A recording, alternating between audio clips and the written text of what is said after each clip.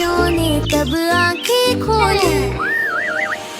अच्छे बच्चे मंजन करके कुल्ला करते।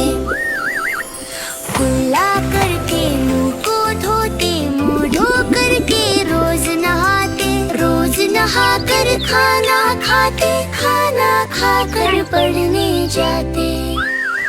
Thank you for watching. Please share